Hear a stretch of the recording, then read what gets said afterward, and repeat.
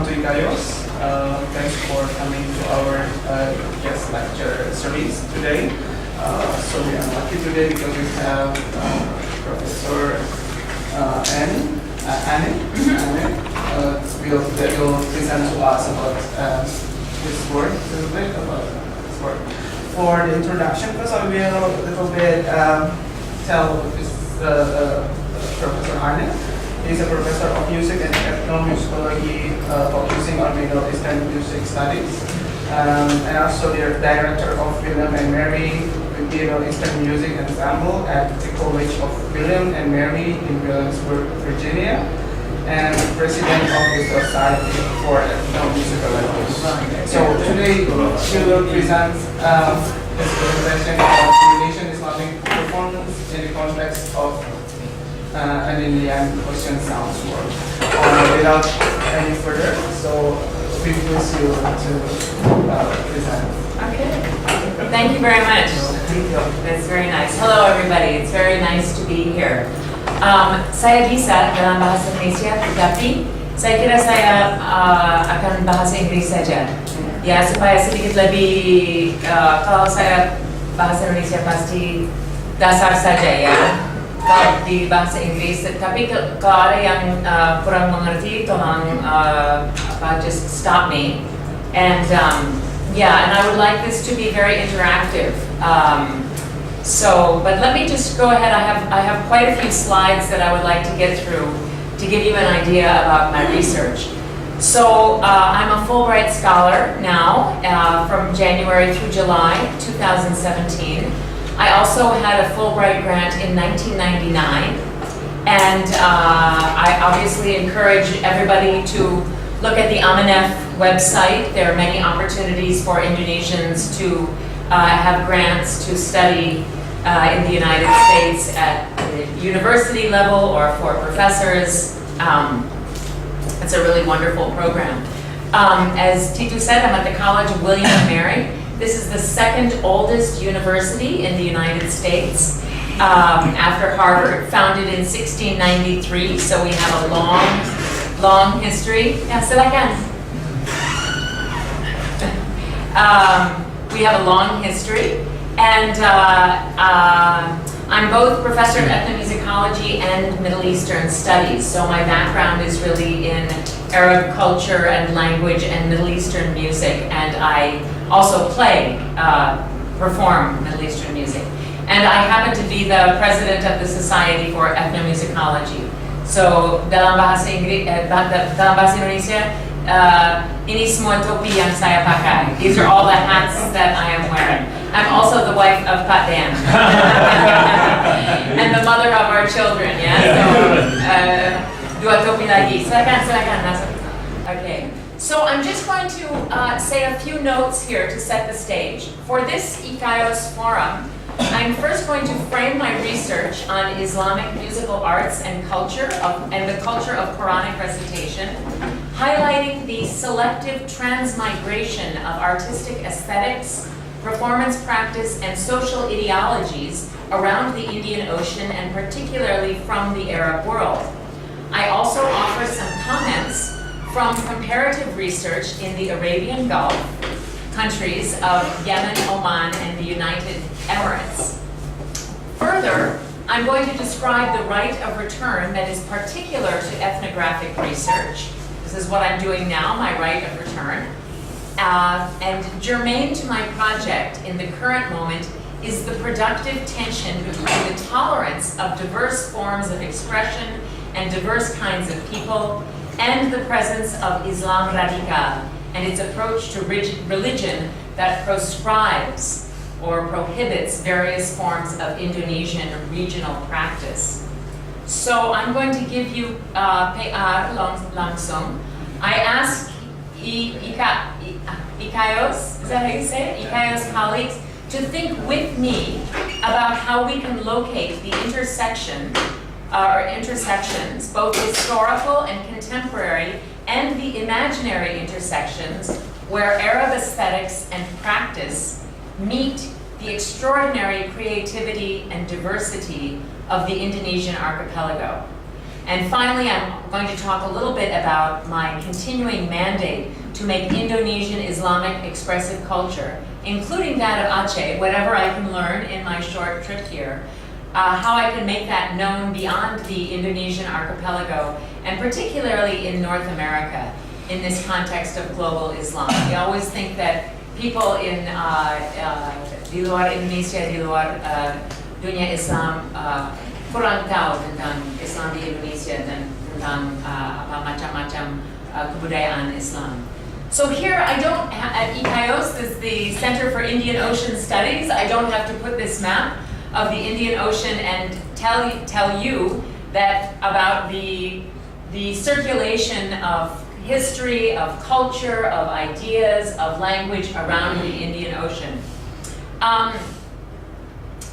So, let's see. Yeah, and I don't have to talk about perhaps the kinds of cultural exchange that we had between Serambi Mecca dan negara-negara Teluk atau these various ports of call like Zanzibar, Dar es Salaam, Aden, Hadramaut, in Oman, Salalah and Sur and Muscat, and the east coast of India, and so on and so forth, right? I'm preaching to the choir, as we would say, right? So a couple of things. One of the things that is interesting for me is to find out how things have changed since we lived here in 1999, right? That was 17 years ago, yeah? One of the things that changed was the immigration process. So in 1999, saya sama suaminya dan anak di backpack, masih muda, masih setahun saja, we went all over Jakarta from one office to the next, and we stood in long lines, and we took our pictures with dasar kuning and dasar merah, and then when we were done, they would write a letter and they would say, okay, go to this next office, and then go to this next office. And the Fulbright people said, tidak apa-apa kalau 1 bulan prosesnya. Saya selalu bertanya, kapan bisa saya mulai penelitian? Oh no, masih tentang proses imigrasi. So I was amazed this time when they put my fingerprints right on the computer screen and my photo with the dasar merah. The last time we did this, they even took the fingerprints of our baby boy. He was only 1 year old and Dan was carrying in the backpack, and they took his fingerprints. So the immigration process is much easier, but I still have all of these letters of permission from Ristek Dikti, which is a very good thing, that people from the government know what we're up to as researchers. I think this is a very good thing.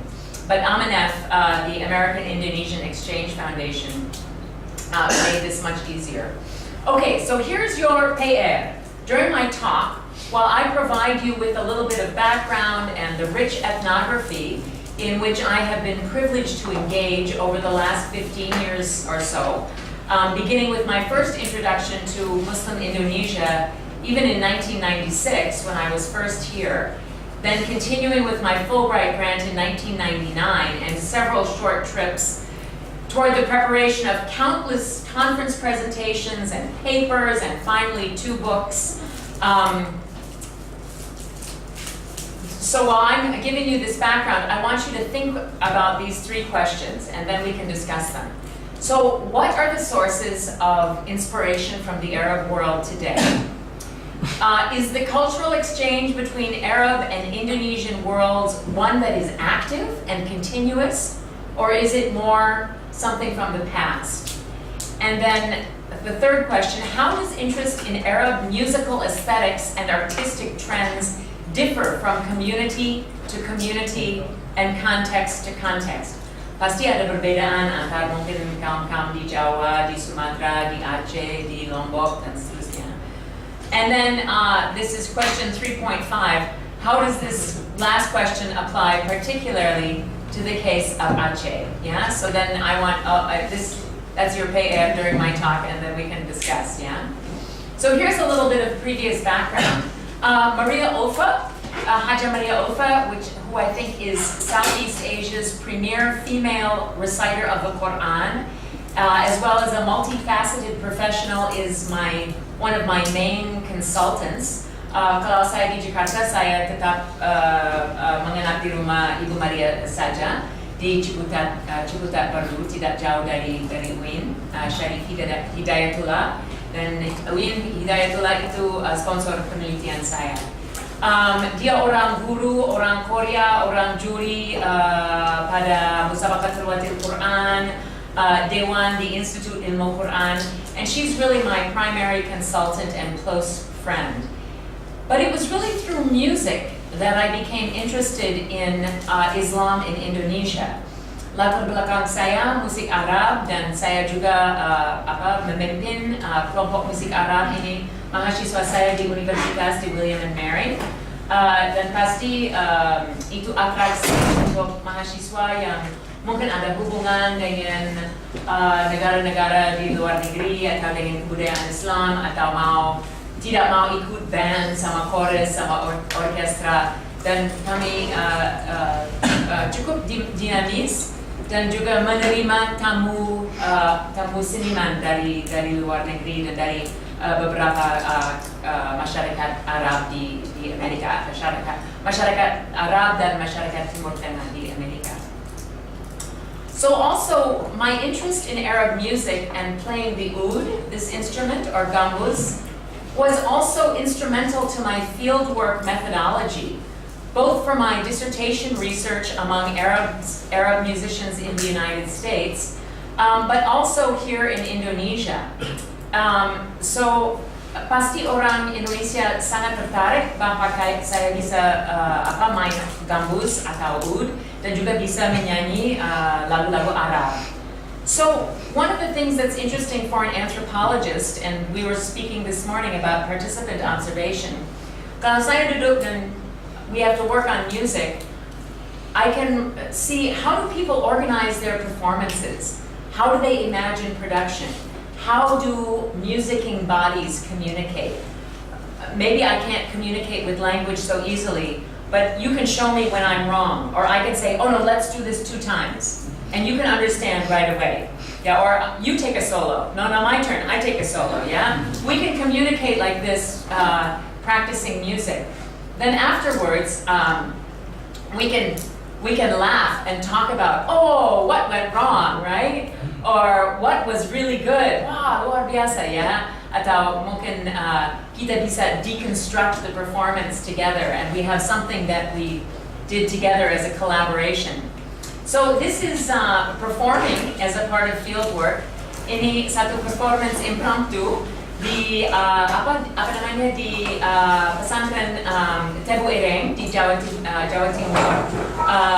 Tebu Ireng it was founded in 1899 by Kiai Hashim Asyari, the grandfather or great-grandfather, paternal grandfather of Abdurrahman Mahid Gustur, this is the 4th president of Indonesia.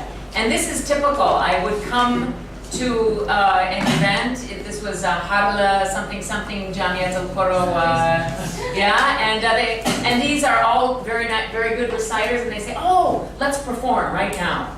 And they quickly write down the words of Salawat, and then sometimes without too much rehearsal, langsung naik panggung, dan hasilnya kadang-kadang sempurna, kadang-kadang kurang sempurna. But what's important is that everybody, just the spirit of collaboration is so generous here in Indonesia.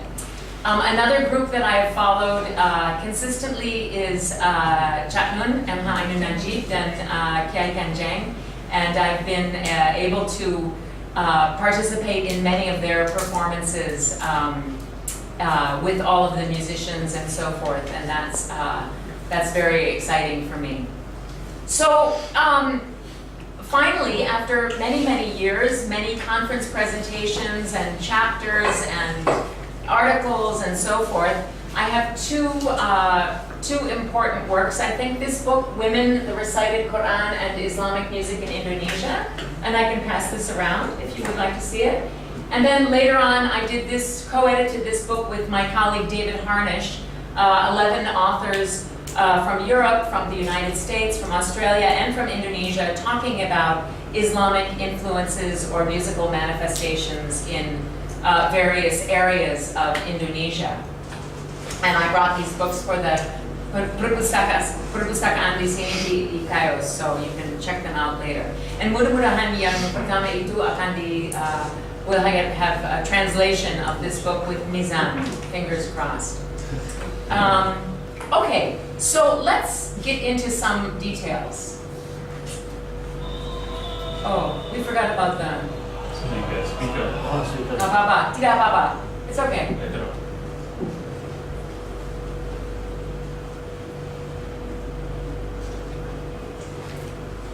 This is in Masjid Istiqlal.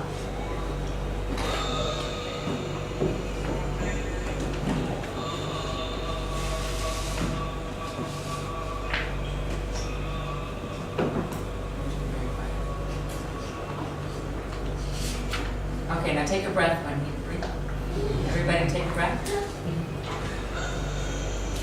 Not yet. This is Muammar Zeta. Okay.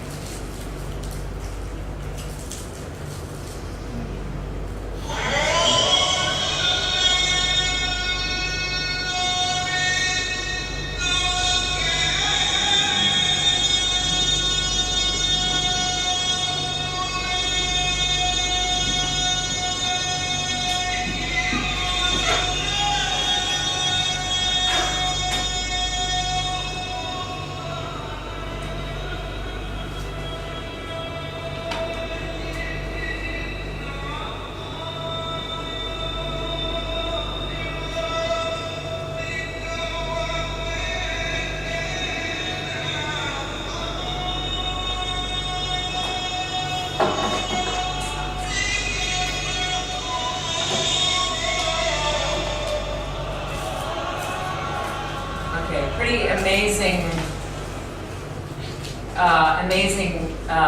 recitation. So one of the principles of Quranic recitation, and indeed of Arab singing and playing, is the long continuous phrase, nafas panjang, yeah?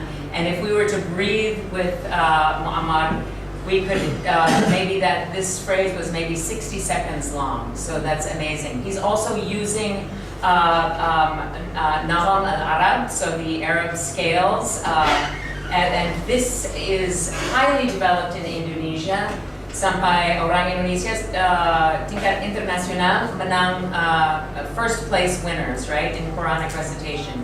So how does this Arab performance practice, how did it come to Indonesia? Right? It doesn't just automatically come, right? Indonesians have different music, right? There's langgam Jawa, there's, all kinds of different musics, right? So how can this Arab musical style, vocal style, come here and be so well developed? Well, in the early days, when pilgrims made the Hajj to Mecca, orang pakai lagu Makawi. There was a different style of recitation. The regional melodies of Mecca were the ones that were used. And para kori-koria, mereka masih ingat dan masih, they still will say, oh yeah, dia bisa lagu Makawi, yeah? And they have different names and so forth. But after independence, particularly after independence, and these are a couple of pictures of the Asia-Africa conference in Bandung, there were many efforts to bring together Muslim-majority countries. And I think it was even, ask and you shall receive. I think it was even at the Asia-Africa conference when they had the first competition in Quranic recitation among nations that attended the conference. Also after independence, the great Egyptian reciters began to come to Indonesia, usually during Ramadan. So there were many reciters. They came and they taught their style and their technique to Indonesians. There was also radio. there was piringan hitam, and little by little there was also film. So mass media also brought the voices of Egypt, not only of reciters, but also of singers. Seperti Kulthum, seperti Abdul Wahab, sangat populer di Indonesia. Sampai masuk di lagu-lagu qasidah. Masih ada tempatnya. Ya, silakan. So after independence, and after steamship travel and airline travel, when people would go back and forth to Mesir Dunya, Dunya Arab, there was much more influence from Arab recitation styles, and that became the norm, right? So the old Mecca styles were forgotten, and the Arab styles became dominant, and they were institutionalized in two places. One is the Institute Ilmu Al-Quran in Jakarta, and the other is the Institute Perguruan Tinggi Ilmu Al-Quran for Men, PT IKI dan IIKI di Jakarta. So these are two places where people come from all over Indonesia to do studies of the Quran, including recitation. So between these institutions and then also the big festivals, Musabaqatil Watil Quran, this Arab style of qira'ah was institutionalized. So I don't have to tell you, but for my audiences in the United States, this is fascinating. To see a little girl this age in a recitation contest yang sudah bisa, and di sana ada lampu merah, hijau, kuning, merah for the timing of the recitation. Ada Dewan Hakim yang menilai her breath, her adab, how she's dressed, and so forth. This is a big surprise. So this is at a children's religious festival in Jakarta in 1999. So here's Remaja. I believe this is in Kalimantan. Sampai Dewasa. So one of my questions is, what is the role of women in the culture of Quranic recitation, and what is their motivation? Why would women be motivated to study the Quran and compete and learn until they would get these prizes, right? And there are many, many reasons, and we can talk about that later. So one of the things that I discuss in my various publications is not only the institutionalization of the Arab maqam atau lagu-lagu Arab, naham al-Arab, from Egypt, but also this idea of the festivalization of religion, right? The way that religion is in the public sphere. Right, sangat dimerayakan agama Islam dalam festival-festival, lomba-lomba. Kalau hadir ke Musabaqatil Watil Quran, ada pawai ta'aruf, ada acara pembukaan luar biasa. Setiap istirahat ada tarian, ada mungkin seni-seni lokal, that is part of the competition. So I love this spanduk. Ada seorang laki-laki, seorang perempuan, ada Monas, ada Masjid Istiqlal, dan ada orang Betawi in the corner, right? So all of these symbols of religion and nation, right? And plurality of nation, and also equality of men and women, right? So it's excellent. If a picture says 1,000 words, this one has at least 999, right? I mean, there's a lot going on in this picture. Yeah. So for me as an ethnomusicologist, I'm not a religious scholar. I'm not a scholar of the Quran. Even my Arabic is not nearly as good as my Indonesian. Even though I've studied and I can get by, lumayan, yeah. As an ethnomusicologist, I was very interested in the ways that Islam is expressed through the arts. So, for example, this is a Pagalaran Seni Islami. This was Maria Ulfa's idea that they would put on this exhibition of Islamic arts at her Pondok Pesantren. So what do you have? Ada qiraat, recitation, maybe prayer, but there was also Hajj al-Marawis, Qasida, Rabana, ada Nashid, ada Acapella, ada Tawshir, ada Salawat, sama kor, sama instrumen seperti ud atau gambus. So many different kinds of musical genres yang bernafaskan Islam atau seni Islami atau kebudayaan seni Islam. Okay. And all of these genres or practices have characteristics of Arab musical aesthetics, right? So, for example, recitation, both maratal and mujawad, azan, salawat, ibtihalat, tawshih, barzanji, and all of these other genres have sifat-sifat musik Arab. Here's an example. How are we doing on time? Good. Maybe I'll just play. Maybe we could do this and maybe I'll just perform for you. Yeah, rather than go to the internet. Yeah. So this is alat gambus, and the other day I was playing this. The other day I was getting ready and I was tuning up, and somebody said, "Aduh, when I hear this, saya pikir langsung tentang bulan puasa," right? So even just this instrument, the sound of this instrument in Indonesia makes people think about religious, makes them feel spiritual because it's from the Arab world and it's filled with this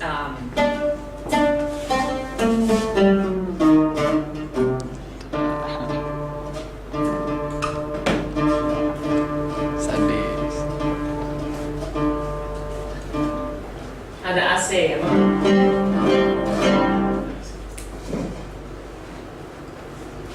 Ya, so seperti itu.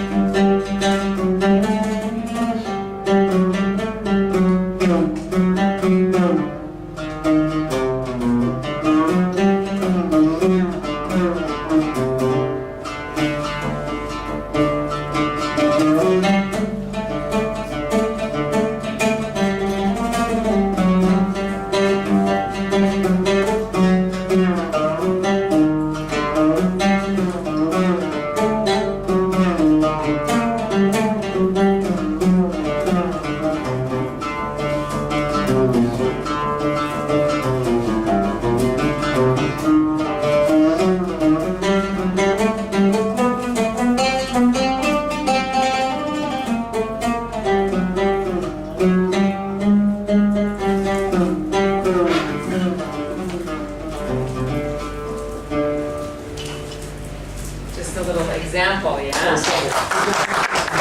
Fantastic. Nanti kalau ada waktu saya bikin angkor dengan salawat. Liriknya termasuk, but I don't wanna run out of time. So all of these things that I was doing in my takasim, if this was a room of reciters, Kori sama Korea, mereka pasti bicara bahasa itu, bahasa musik dengan semua rincian, intonasi, variasi dan seterusnya. Okay. So I'm going to skip over this next. So one thing that's interesting, this is a little bit, here's your 10,000 rupiah lesson about musicology.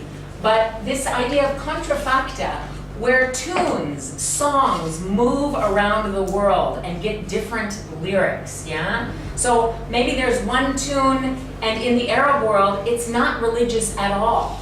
Maybe it's from a movie. It might be a movie, but then it comes to Indonesia, and you put new lyrics on it, right? So it's called contrafacta. And it doesn't just happen between the Arab world and Indonesia. It happens, all over the place, right? So there's so many examples.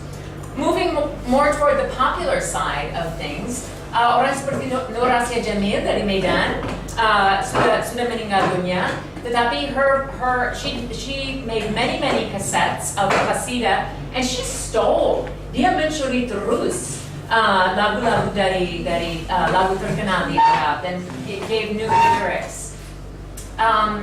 Here's another interesting phenomenon. Sure.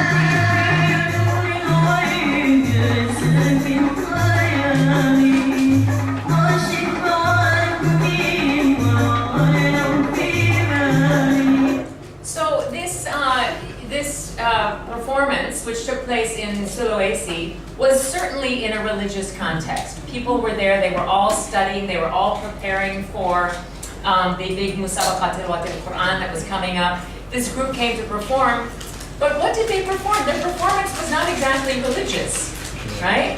This is a pop song. This is about, I'm so in love with you that I'm staying up all night, you're occupying my mind, I'm so in love with you, I can't stop thinking about you, right? But, it's in Arabic, so it's close enough, right? And certainly, people realize this, right? If you say, but that's a love song, ini lagu cinta, they're like, ya, tapi tidak apa-apa.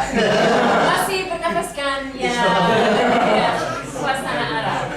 So, in Indonesia, so here's Indonesia, right? Boleh saja seni dan agama dan di dalam kalimat yang sama, right? So we can say seni musik Islam, we can say musik bernafaskan Islam, we can say musik Islami atau seni Islam. Pasti ada orang yang tidak setuju, ya. Pasti ada kaum-kaum yang mau dilarangkan, ya. But we can say that. So one thing that was so interesting, I just want to give you some ideas about some research I did in the negara-negara Teluk, Oman, Yemen, and UAE. They would say, no, there is none of that. Tidak ada musik sama Islam. Music is really about nation. New music is national music. And old music, even if it's religious music, is just taqlidiyah, fununa taqlidiyah, like traditional music. Everything is pretty much created by the Sultan. He is the big decider. And where I did my research in Oman, I was not able to go to Yemen, but I spent a good deal of time down here, right? So this is fairly close to the Hadramaut, where we have this huge migration from Yemen. And I kind of wanted to see, so is there a connection? Is there still a connection between Indonesia and the Gulf? Okay, well, certainly. Here's Haji Merawis in Jakarta.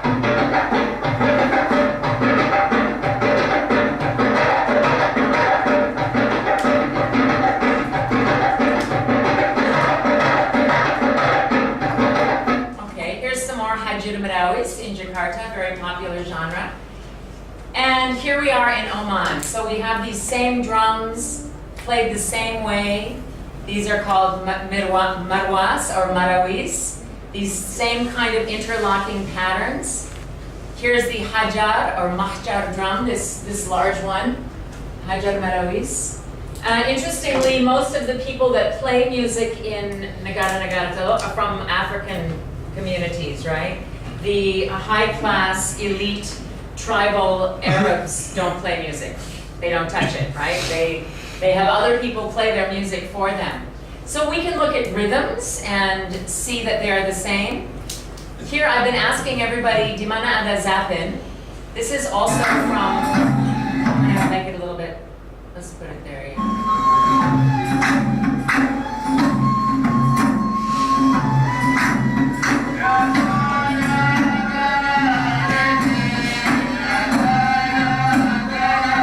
So we have these marwas drums again, marawis. And this style of dancing up and back, very much like zapin or zefin that we have in Tamiang, yeah. So this is also in Salalah in Oman. Also, this is a tradition called Malid. It's a devotional Muslim practice, kind of with Sufi overtones. And it's one of these seated, today when we were looking at the way they hold each other, these seated dancing.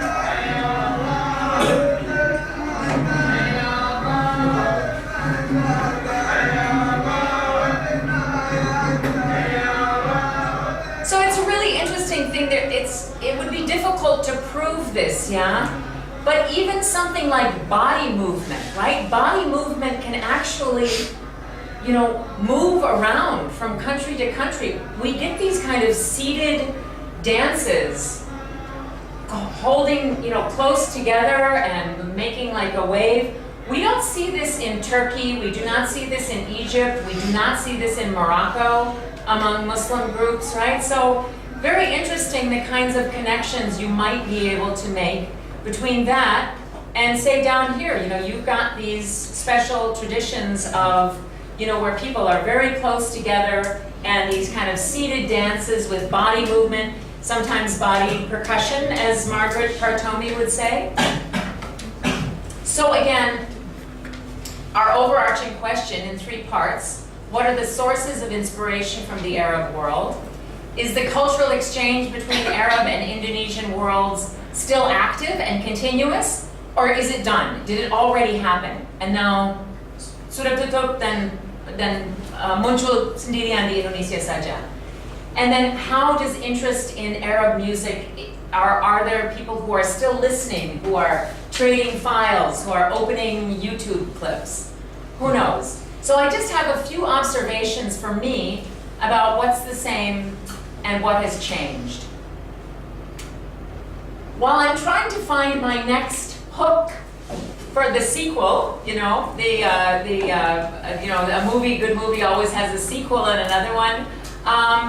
I'm finding that my research agenda is becoming the agenda of my friends. So, oh, ada Ibu Ann di sini, harus ke sini, harus ke sana, harus berjalan, you know, so people are like using me as an excuse to go places and do things. And this is great. So we went to visit Pondok Pesantren Darul Quran in Cirebon, and I think she was fulfilling some of her obligations as well. But here's Ibu Maria Ulfa and myself in March.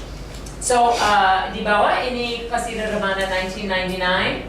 Here we have Qasida Rebana in March 2017. Cantik-cantik, sargam, tarian, pasti masih ada. So women perform, yeah? Young women, they're spunky, energetic, they're beautiful, they're showing off their bodies. The interesting thing in Indonesia is women's voices are loud and they're virtuosic. Kadang-kadang kalau style suara perempuan di negara-negara lain mungkin lebih sopan, mungkin lebih tiang, mungkin tidak pakai improvisasi. Tapi in Indonesia, oleh karena seni baca Al-Quran tidak ada perbedaan antara perempuan dan laki-laki, ya. maybe the range, ya. Harus keras, harus bagus, harus pakai semua variasi, ya.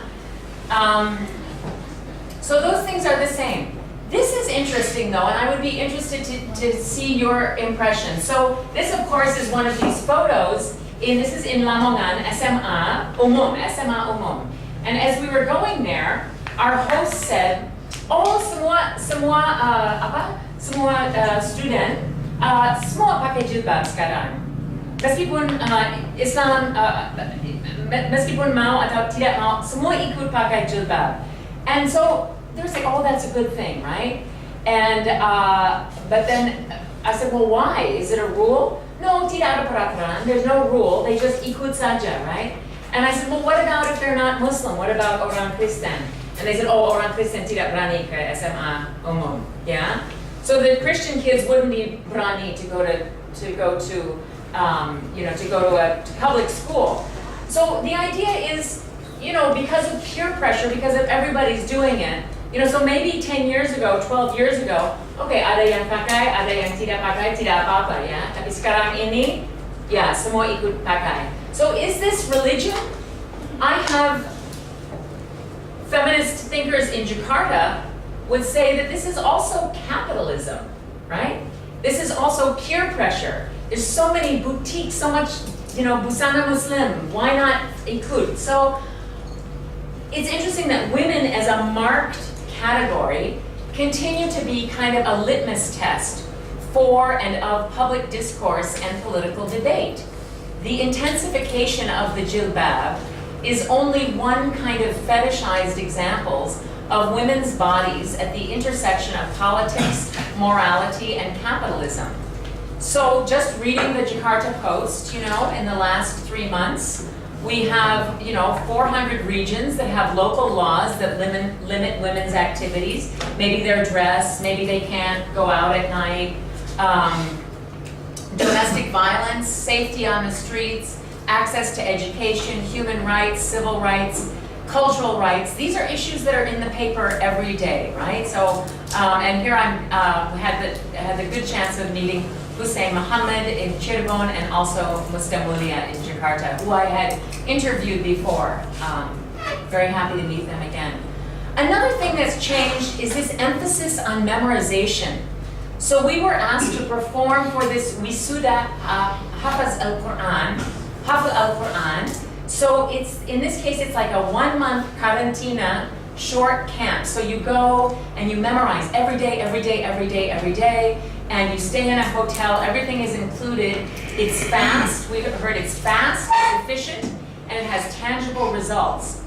Your parents will receive benefits if you memorize the Quran, and you will definitely go to heaven. This is what we heard. So on the one hand, this is great, right? On the other hand, this is also a franchise, right? It's a business. And so Jakarta people who work in Jakarta, maybe they're busy, but then they can go off and they can learn and they can memorize. Now, Ibu Maria Ulfa, when I hear her speak, she says it's important to beautify the Quran with your voice, to study what it means, to study the meaning, right? Even though memorization is definitely good, right? To memorize without really understanding is something that some people don't agree with. But still, this kind of popularization of, bisa cepat baca Al-Quran, all the way to memorizing. Also, this whole idea of adab.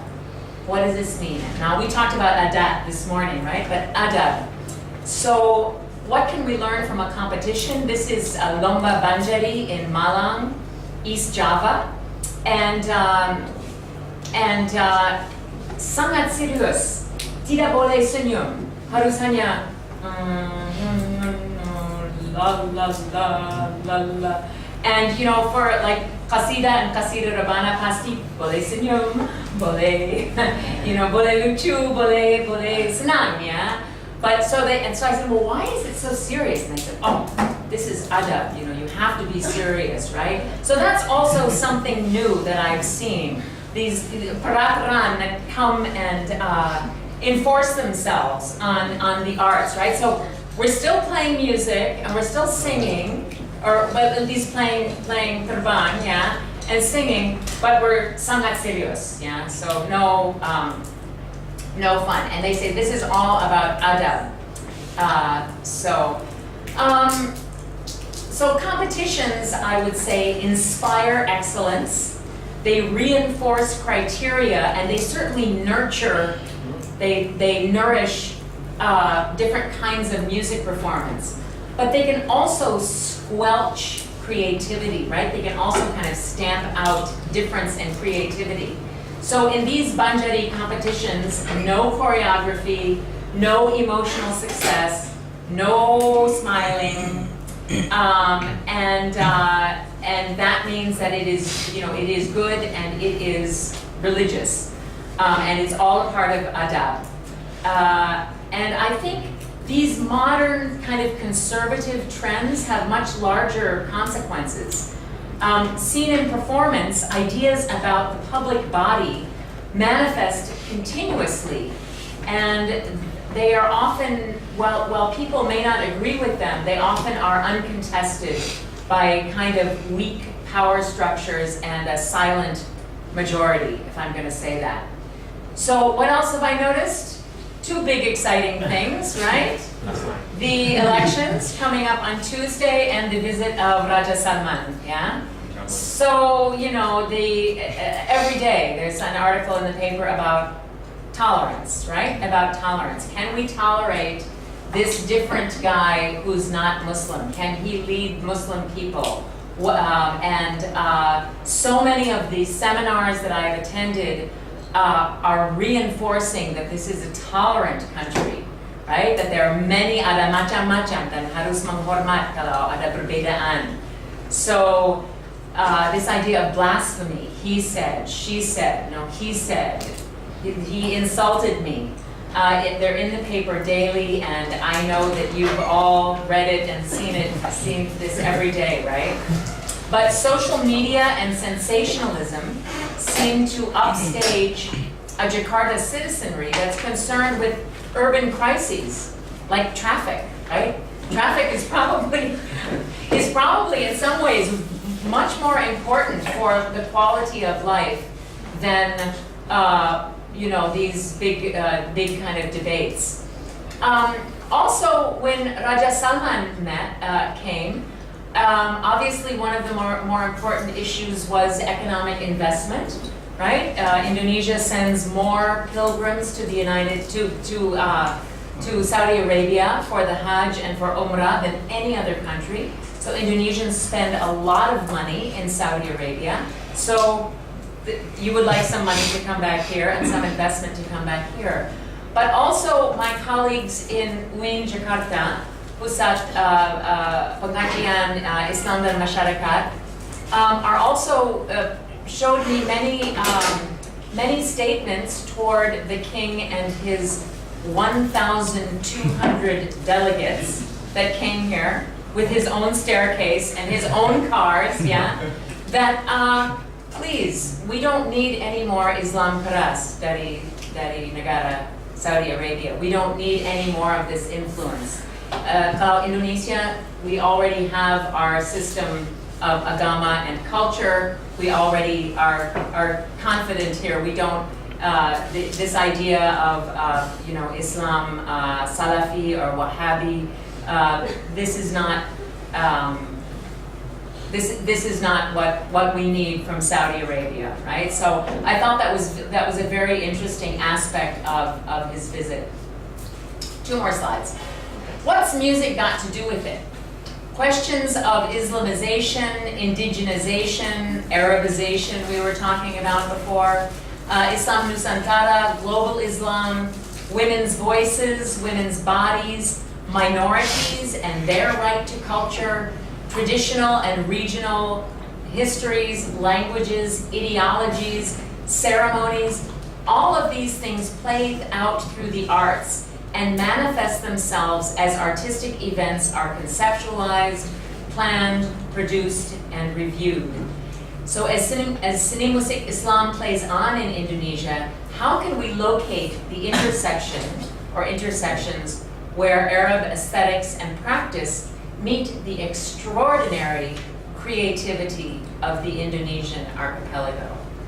So I will stop there and ask you, I will turn the tables on you and ask if you have any questions or points of discussion, and thank everybody here, particularly at ICAIOS, who was going to be this formal sponsor of my research, but it didn't work out. So at least paling sedikit saya datang sebentar, ya. So terima kasih banyak. Mudah-mudahan tidak terlalu cepat, dan kalau mau kembali ke beberapa poin-poin pasti saya siap. Ya. Ya, terima kasih banyak. Mungkin ada teman-teman yang ingin menanggapi atau bertanya.